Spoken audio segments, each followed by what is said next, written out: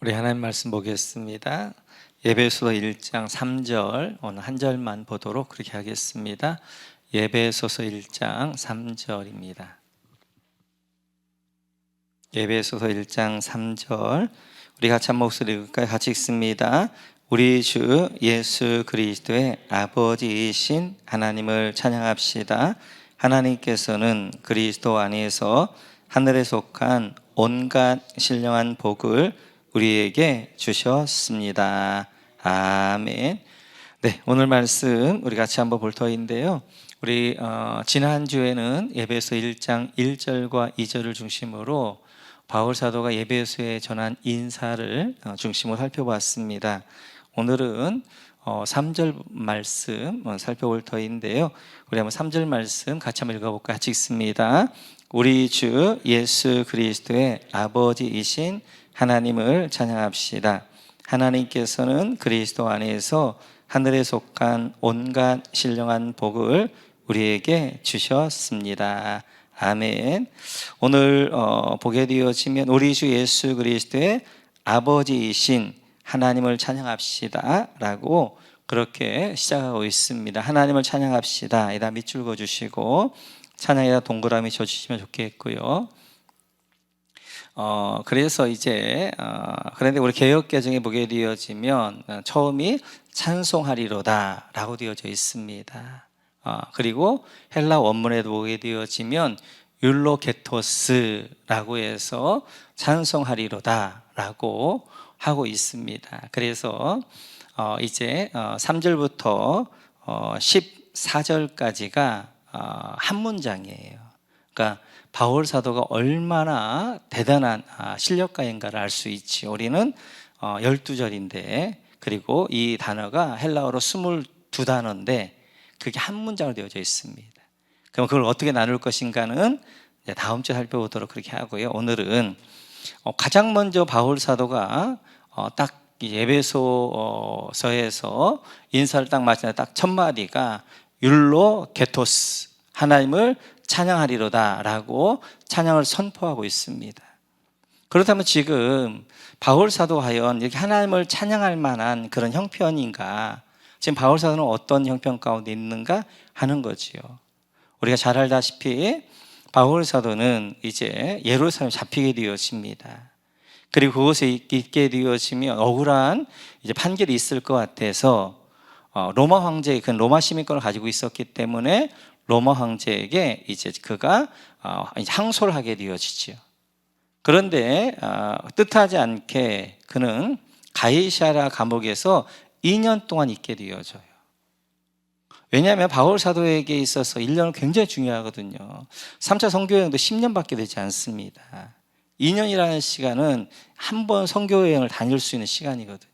근데 2년 동안 이제 그 가이사랴 빌립보 가이사랴에서 이제 거기에 그냥 머물러 있게 되어진 거예요. 백부장 이제 이제 총독들이 돈을 요구하는데 돈을 안 주니까 한 2년 동안 있게 되어지는 거예요. 그리고 우리가 사도행전에서 봤던 것처럼 가이사랴에서 로마까지 가는데 정말 우여곡절 끝에 그래서 태풍도 만나게 되어지고 뭐 엄청난 그 우여곡절 끝에 로마에 간단 말이에요. 그리고 로마의 황제에게 항소를 했는데 결론은 감옥이었어요. 그것도 이제 가택연금이긴 했지만 감옥 안에 갇히게 되어 가택연금이라는 집안에 갇히게 되어지는 결과를 가져왔단 말이에요. 지금 어떻게 보면 바울 사도는 큰 꿈을 안고 로마를 향해서 왔단 말이에요. 그는 이제 유대인 선교, 헬라권 선교가 마쳤기 때문에 라틴어권 선교의 중심을 어디에 둔 거예요? 로마에 둔 거거든요. 그러냐 로마를 중심으로 선교했다 생각하고 왔는데 그가 감옥에 갇히게 되어진 거예요. 뿐만 아니라 지금까지 바울 사도 어떻게 이제 선교했는가는 고린도후서에 잘 나오는데 우리 한번 고린도후서를 한번 넘어가 볼까요? 고린도후서 11장입니다. 성경을 직접 보시는 게 훨씬 좋습니다. 11장 우리 한번 24절 24절에서 27절까지 한번 보도록 그렇게 같이 읽죠. 유대 사람들에게 마흔의 하나를 맨 배를 맞은 것이 5번이요 채찍으로 맞은 것이 3번이요 돌로 맞은 것이 1번이요 파산을 당한 것이 3번이요 밤낮 꼬박 하루를 망망한 바다를 떠다녔습니다. 자주 여행하는 동안에는 강물의 위험과 강도의 위험과 동족의 위험과 이방 사람의 위험과 도시의 위험과 광야의 위험과 바다의 위험과 거짓 형제의 위험을 당하였습니다. 수고와 고역에 시달리고 여러 번 밤을 지새우고 줄이고 목마르고 여러 번 굶고 추위에 떨고 헐 벗었습니다. 바울 사도의 선교의 과정들이에요. 보게 되어지면 24절 보면 마흔에 하나를 뺀 매를 5번 밑줄 그으셔서, 그러니까 지금 이때는 고린도 후서를 기록한 때이니까 2차 선교여행 때 빌립보 지역에서 기록하잖아요. 그러면 3차 선교여행 때 그러면 1, 2차 선교여행 때 이런 일을 당했단 말이에요. 이런 엄청난 일들을. 그러니까 지금 이제 그 마흔에 하나를 뺀 매, 그래서 40에 하나를 감한 매를 5번 맞았다는데, 이 매라는 것이 지금 우리가 생각하는, 우리 조선시대에 생각하는 이런 뭐 곤장 이 정도 매가 아니라 그 로마의 매는 큰 이렇게 뭐 큰 이렇게 그런 그 나무들입니다. 그냥 그것을 놓아버리는 거예요. 그래서 장정이 2명이 드는 매를 놓아버리게 되어지니까 몸이 부서지는 거예요. 뼈들이 부서지는 거예요. 그리고 몸이 이제 멍이 들게 되어지는 거예요. 그러니까 아마 이런 이제 보통 보게 되어지면 이 매를 30대 이상을 못 맞습니다. 장정도 죽어요. 그렇기 때문에 40에 하나 감한 매를 이제 성교대가 하고 있는 것은 이제 40 넘어가면 죽어버리기 때문에.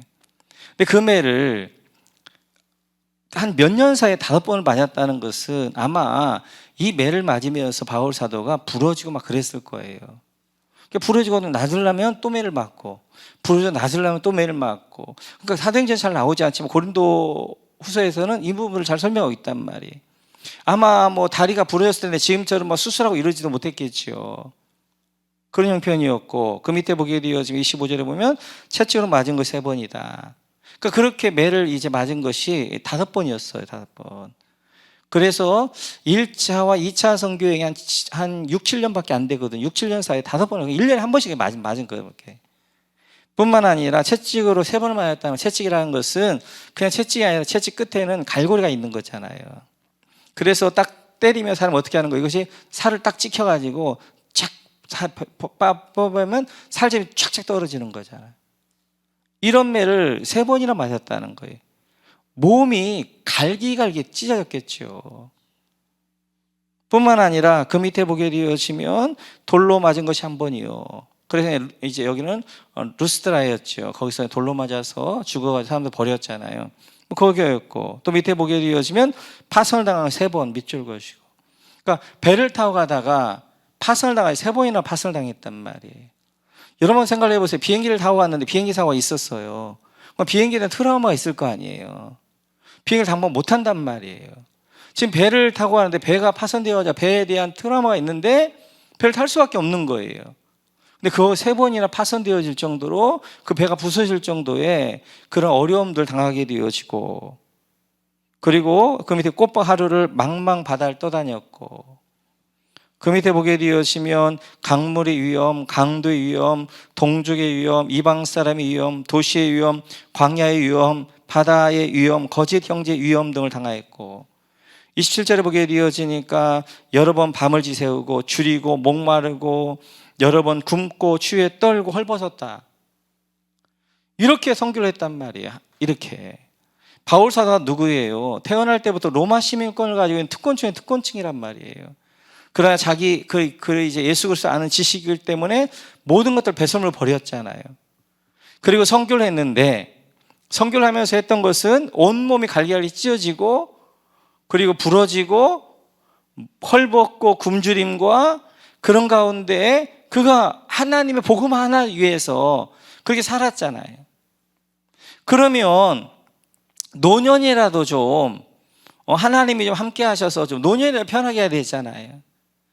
로마에 갔는데 로마의 감옥에 갇히게 되어지고, 그리고 조금 잠시 풀려났다가 다시 로마 2차 감옥에, 그때 진짜 지하 감옥에 갇히게 되어지고, 그랬다가 네로에 의해서 결국 이제 그냥 목 베어서 죽게 되어지는, 순교하게 되어지는 처참한 그런 상황이잖아요.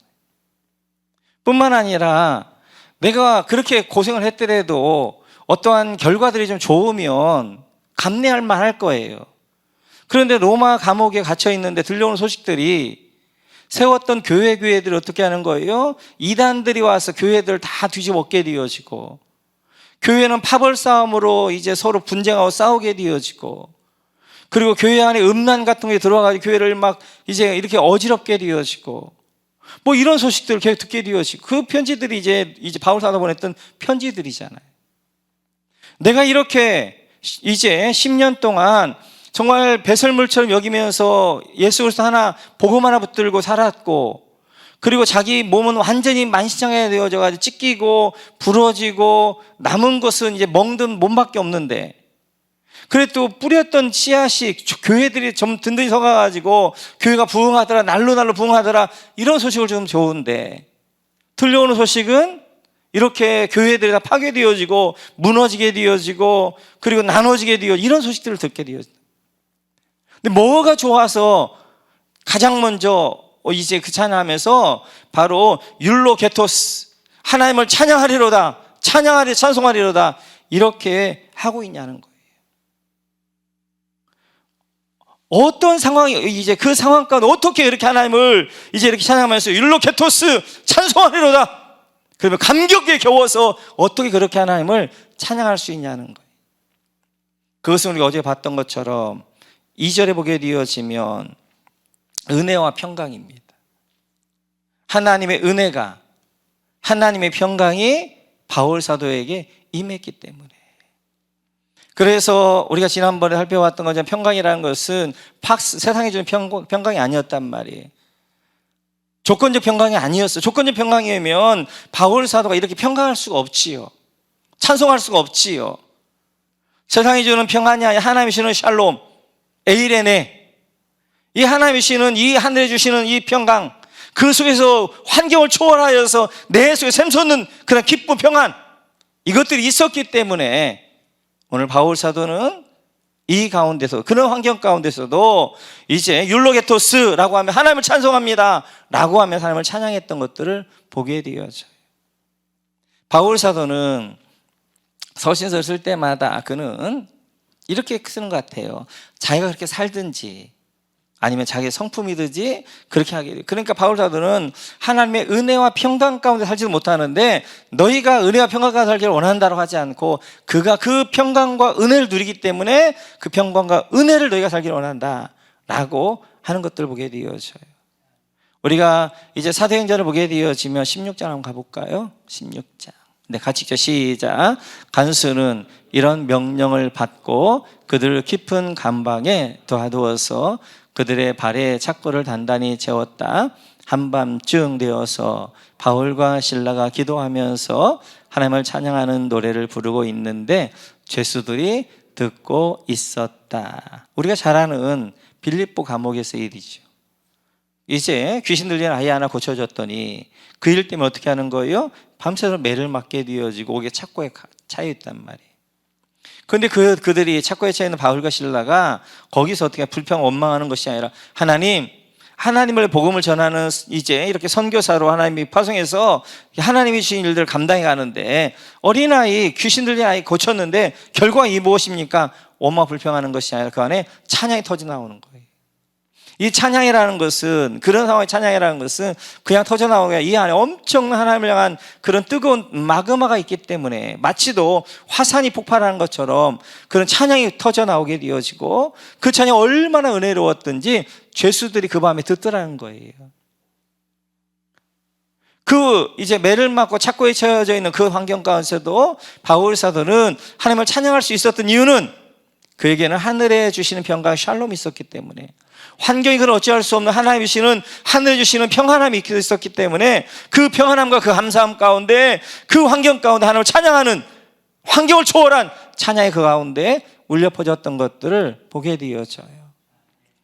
오늘 바울 사도는 도저히 찬양할 수 없는 환경과 상황임에도 불구하고, 마땅하게 하나님 앞에 불평하고 원망해도 하나님 뭐라고 할 수 없는 상황임에도 불구하고 그는 율로게토스 찬송하리로다 라고 하나님을 찬양하면서 본론을 시작하게 되어져요. 그러면서 이 찬송하는 이유에 대하여 3절부터 쭉 설명을 하게 되어지는데, 우리 다시 한번 3절 같이 한번 읽어볼까요? 같이 읽죠. 시작. 우리 주 예수 그리스도의 아버지이신 하나님을 찬양합시다. 하나님께서는 그리스도 안에서 하늘에 속한 온갖 신령한 복을 우리에게 주셨습니다. 그가 하나님을 찬양하는 이유를 첫 번째 뭐라고 이야기하냐면, 하늘에 속한 온갖 신령한 복. 여기다 밑줄 그어주시고요. 지금 바울 사도는 하늘에 속한 온갖 신령한 복을 아는 거예요. 그 복 가운데 있는 거예요. 그래서 그가 그러한 절망적이고 불평할 수밖에 없는 환경 가운데서도 율로게토스, 하나님을 찬송합니다, 찬송하리로다 라고 하면서 하나님을 찬양하게 되어져요. 그가 만약 우리 이렇게 물을 거예요. 어떻게 하나님의 이러한 신령한 복을 아는 우리가 어떻게 하나님을 찬양하지 않을 수 있습니까? 내가 감옥에 있다 할지 어떤 고난 가운데 있다 할지라도 하나님의 하늘에 속한 온갖 신령한 복을 받은 우리가 어떻게 그 하나님을 찬양할 수 없습니까? 찬양하지 않겠습니까? 라고 반문할 거란 말이에요. 그래서 바울 사도는 오늘 하늘의 온갖 신령한 복을 알고 있기 때문에, 그 복을 누리고 있기 때문에 그는 그 환경 자체가 찬양할 수 없고, 그리고 그 상황 자체가 원망 불평할 수밖에 없는 상황 가운데서도 율로게토스 찬송하리로다 하면서 하나님을 찬양하게 되어지는 거예요. 그래서 이제 우리 하나님 위해 주시려는 복은 바로 하늘에 속한 신령한 복입니다. 신령한 복. 하늘에 속한 신령한 복을 이렇게 이제 바울이 설명하게 되어지죠. 같이 한번 볼까요? 같이 읽죠. 시작. 나는 그리스도를 믿는 사람 하나를 알고 있습니다. 그는 14년 전에 셋째 하늘에까지 이끌려 올라갔습니다. 그때 그가 몸 안에 있었는지 나는 알지 못하지만 하나님께서는 아십니다. 나는 이 사람을 압니다. 그가 몸을 입은 채 그렇게 했는지 몸을 떠나서 그렇게 했는지를 나는 알지 못하지만 하나님께서는 아십니다. 이 사람이 낙원에 이끌려 올라가서 말로 표현할 수도 없고 사람이 말해서도 안 되는 말씀을 들었습니다. 아멘. 한 사람 셋째 하늘에 올라간 3층째 올라간 한 사람 이야기하는데 그가 바로 누구의? 바울 사도잖아요. 자신. 아마도 루스드라에서 이제 돌에 맞아 죽고 잠깐 죽을 때 아마 하나님이 그를 셋째 하늘로 데려간 것 같아요. 그래서 그 셋째 하늘 올라가서 사절에 보게 되어지니 그는 말할 수 없는, 이제 말로 표현할 수 없는 것들을 받죠. 하늘 영광을 받죠. 하늘 영광, 하늘의 그 신령한 하늘 영광을 보고 온 그였기 때문에 그가 그렇게 이제 다니면서도 이제 그렇게 매를 맞으면서도 하나님을 찬양할 수 있었던 것은 그게 하늘의 신령한 복이 있었기 때문에, 그가 가야 될 그 하늘나라, 그리고 그에게 늘 그 하늘의 샬롬이, 하늘의 평강이, 하늘의 은혜가 그를 붙들어 줬기 때문에 그는 이제 찬송할 수 없는 환경 가운데서도 그 신령한 복으로 인하여 하나님을 찬양하는 것들을 보게 되어져요. 우리 가운데 중요한 것이 저는 그거라 생각해요. 우리가 하나님의 길을 감에 있어서, 또 우리가 사역함에 있어서 끝까지 갈 수 있는 것 중에 하나는 바로 이 신령한 복을 바라보는 거예요. 바로 이제 이 환경이 주지 않는 정말 영원한 복, 셋째 하늘 영광을 바라보는 거예요. 그 영광과 그 하늘의 이제 복을 바라볼 때 우리 환경에 흔들리지 아니하면서 환경이 주지 않는 하늘의 평강이, 하늘의 은혜가 우리 가운데 줄 줄로 믿습니다. 그 가운데 우리가 살아가야 돼. 그래서 우리의 방향성을 어디다 잡아야 될 것인가? 바로 하늘의 영광. 바울 사도는 이제 셋째 하늘을 보고 온 다음에 그는 완전히 달라지게 되어지죠. 그러면서 그가 말합니다. 현재 우리의 고난은 장차 우리가 받을 영광과 좋게 비교할 수도 없다. 지금 그는 엄청난 고난 가운데 있지만 앞으로 하나님이 주실 영광에 비하면 이건 아무것도 아니라는 거예요. 비교도 안 된다는 거예요. 그것을 갔다 왔던 그가 보고 한 것입니다. 우리가 늘 땅을 바라보거나 사람 바라보게 되어지면 찬양도 있는 것처럼 실망하고 넘어지고 요동하고 흔들리고 그리고 이제 실족할 수밖에 없어요. 우리가 사역함에도 있어서 우리가 믿음의 길을 감에 있어도 중요한 것이 바로 하늘 영광을 바라보며 하늘에서 주신 하나님의 영광 그리고 신령한 복을 위하여서 우리가 뚜벅뚜벅 걸어갈 때 환경이 어떠하든지 그 사단의 미혹 가운데서도 승리할 줄로 믿습니다. 하늘의 신령한 복, 이 복이 있었기 때문에 오늘 이제 바울 사도는 율로게토스 찬송하리로다 그렇게 하나님을 찬양하는 것들을 보게 되었습니다. 그렇다면 이 신령한 복을 어디서 주시는가, 누가 주시는가 여러분 보게 되어지면 하나님께서 거기다 밑줄 그으시면 좋겠습니다. 하나님께서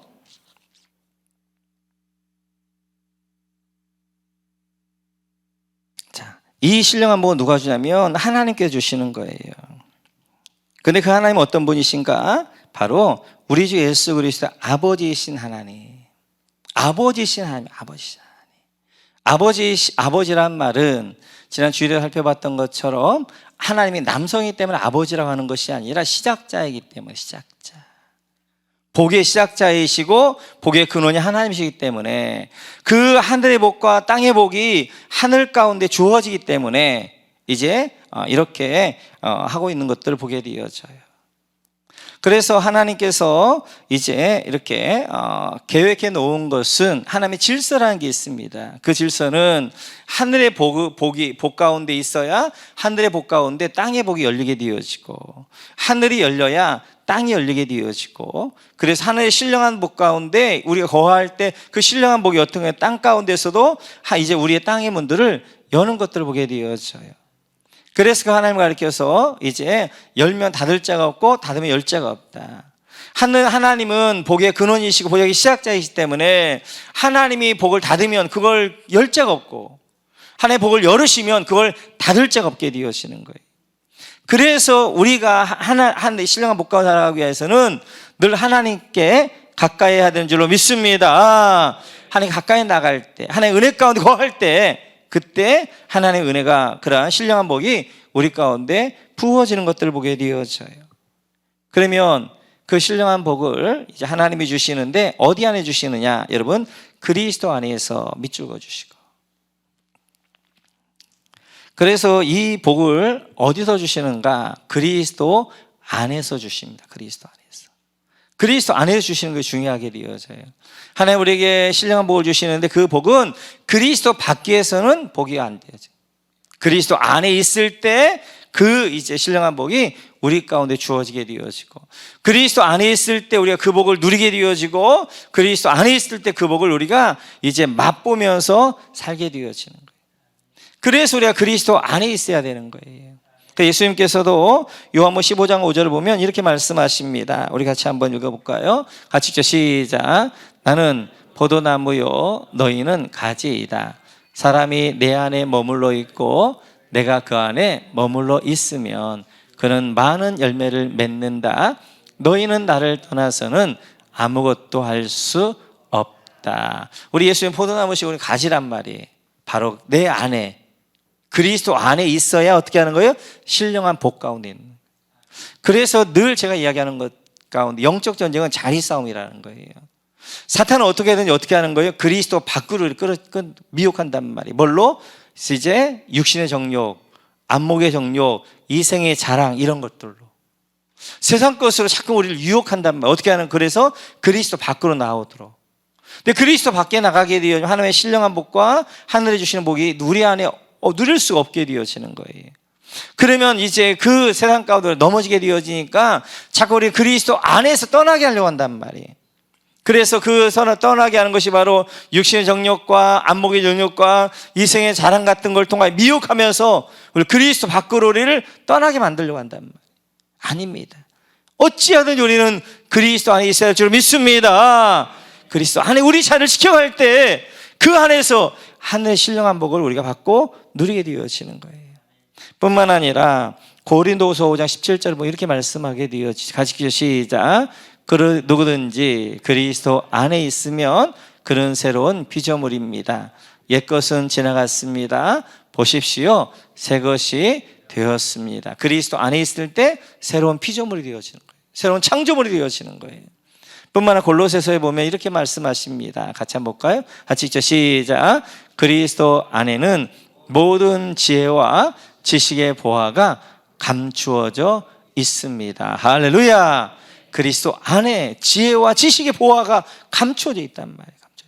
그리고 우리는 어디 안에 있어야 돼? 그리스도 안에 머물러 있어야 돼요. 그리스도 안에, 그 안에 있어야 하늘의 신령한 복 가운데 살게 되어집니다. 뿐만 아니라 이제 복이 그러면 얼마만큼인가? 여러분, 하늘에 속한 온갖 신령한 복에서 온갖에다 동그라미 쳐주시고, 개역개정에서는 모든이라고 했어요. 모든.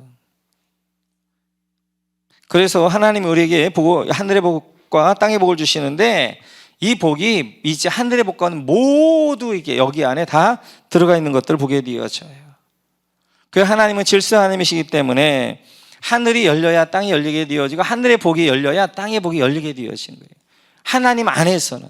그래서 이 하늘의 복 안에 모든 복을 하나님께 다 여기에다가 이제 이렇게 해놨던 것들을 보게 되어져요. 그러면서 이제 여기서 가장 강조하는 것이 우리에게 주셨습니다. 주셨습니다. 밑줄 그어주시고, 이 주셨습니다가 헬라어 이제 보면 현재 완료형입니다. 완료요. 현재 완료라는 것은 과거에 줘서 지금까지도 그것이 지속되고 있는 거예요. 그러니까 이제 하나님이 이미 신령한 복을 우리에게 다 주셨다는 거예요. 그러니까 그리스도 안에 거하는 우리에게 하나님이 신령한 복을 다 주셨다. 그래서 현재 완료를 쓰게 돼요. 우리나라 이제 이 시대에는 없는데 영어랄지 헬라어에서는 현재 완료에 굉장히 중요하게 되어져요. 과거에 이미 주셨지만, 내가 예수 믿는 순간 주셨지만, 그 주신 것 지금까지 계속해서 우리에게 누려지는 것, 지속되어지는 것, 이것이 바로 현재 완료형인데, 오늘 우리에게 주셨습니다 라고 할 때 그 주셨습니다, 이미 주셨고 지금도 그 안에 누리게 되어지고 그런 것들을 보게 되어져요. 그래서 우리가 문제는 뭐냐면 복이 없는 게 문제가 아니라 하나님이 주신 이 하늘의 신령한 복을 못 누리는 게 문제란 말이에요. 못 누리는 게. 이미 하나님 복을 주셨는데 그 복을 우리는 많은 분들이 알지도 못하고 누리지 못하는, 이게 문제가 되어지는 거예요. 그래서 우리 기도가 바꿔져야 됩니다. 하나님, 이 복 주십시오, 저 복 주십시오가 아니라 이미 복을 주셨는데 그 복을 내가 모른단 말이에요. 누리지 못한단 말이에요. 하나님, 내가 그 복을 알게 하여 주시고 그 복을 누리게 하여 주시고 내 눈으로 그 복을 볼 수 있게 하여 주옵소서. 그렇게 기도할 줄을 믿습니다. 그래서 우리에게는 복이 부족한 게 아니라 사실은 그 복을 누리지 못하는 거예요. 누리지 못하는 거예요. 그래서 하나님이 이미 불의 안에 다 부어주셨는데, 모든 복을 주셨는데 그 복 가운데 못 누리게 있게 되어져요. 그래서 예수님께서 이렇게 말씀한 요한복음 14장 한번 볼까요? 같이 읽죠. 시작. 그러나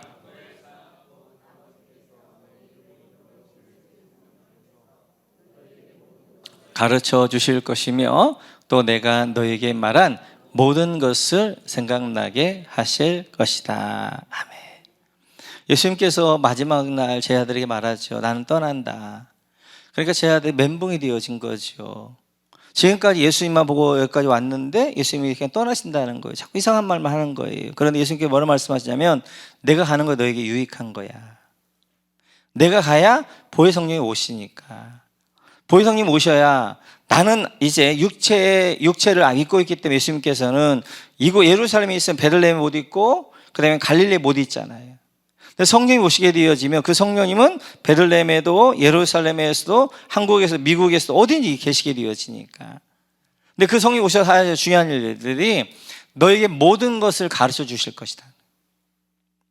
이 말은 성령이 오셔서 우리에게 뭐 하는 거예요? 눈을 열어주시는 거예요. 영적인 눈을 열어주시는 거예요. 그래서 이 신령한 복들을 우리 육신의 눈은 못 보는 거예요. 근데 성령 오시면 그 성령 우리의 영안을 열어주시고 영적인 것들을 열어주셔서 어떻게 하는 거예요? 하나님 주신 것들을 보여주시고 가르쳐주시고, 그 가운데 대표적인 것들이 뭐냐면 하늘의 신령한 복인 줄로 믿습니다. 하나님 주신 복이란 말이에요. 우리가 얼마나 복된 존재인가, 하나님이 우리에게 주신 복이 얼마나 큰 것인가 하는 것들 우리가 모르고 살아가게 되어지는데, 성령 오시게 되어지면 우리의 눈을 열어서 이 하늘의 신령한 복을 바라보면서 이제 세상의 것들을 어떻게 하는, 하찮게 여기는, 배설물처럼 여기게 되어지는 그러한 것들로 우리를 이끌어가게 되어진단 말이에요. 그래서 에베소 5장에 보게 되어지면 바울이 이렇게 이야기하는 것입니다. 같이 읽죠. 시작. 술에 취하지 마십시오. 거기에는 방탕이 따릅니다. 성령의 충만함을 받으십시오. 할렐루야. 그래서 성령 충만을 받으라는 거예요. 술에 취한다는 것은 그냥 술이 아니라 세상을 대표하는 거잖아요. 세상을 대표하면서 어떻게 하는 거예요? 세상에 취하면서 세상에 하면서 방탕하게 시간을 낭비하게 된단 말이에요. 왜요? 하나님의 신령한 복을 모르니까, 하늘의 복을 모르니까, 셋째 하늘의 영광을 모르니까, 마치도 사탄이 우리로 하여금 세상에 취하게 만든단 말이에요. 육신의 정욕과 안목의 정욕과 이생의 자랑으로 미혹하면서 그거 쫓아가지고 우리를 방탕하게 만든단 말이에요. 시간을 낭비하게 만든단 말이에요. 허비하게 만든단 말이에요. 사단이 하는 중요한 일은 우리에게 예수 믿지 말라는 말이 아니에요. 우리에게 우리의 인생을 낭비하게 하는 것입니다. 그래서 우리가 인생을 살아가는 데 있어서 우리의 삶이라는 건 제한적인데 그 삶을 하나님께 집중하면서 예수 안에서 우리의 사명을 감당해 가야 되는데 사단이 어떻게 하냐면 다른 것들에 세상 것들을 쫓아가게 하면서 우리를 방탕하게 시간을 낭비하게 한단 말이에요. 예수 믿어. 열심히 헌신도 해. 그런데 그 헌신과 모든 것들을 어떻게 하는 거예요? 시간을 낭비하는, 방탕하게. 하나님이 원하시는 하나님의 방법으로 헌신하는 것이 아니라, 하나님께 헌신하는 것이 아니라 다른 것들 헌신하게 하면서 어떻게 하는 거예요? 우리 시간을 낭비하면서 방탕하게 만들면서 우리를 점점 어떻게 우리의 삶들을 소비해버리게 만든다. 소멸해버리게 만든단 말이에요. 마치도 광야에 사는 인생들처럼 먹다 죽는 인생으로 우리를 그냥 세상 것 먹다 죽는 인생으로 낭비하고 허비하고 소멸되는 인생으로 만들어버린단 말이에요.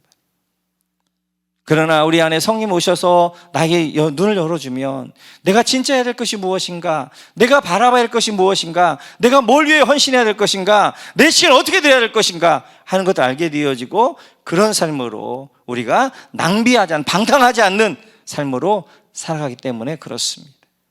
그래서 우리가 하나님이 요즘 계속 저에게 주신 말씀은 성령 충만이에요. 성령 충만.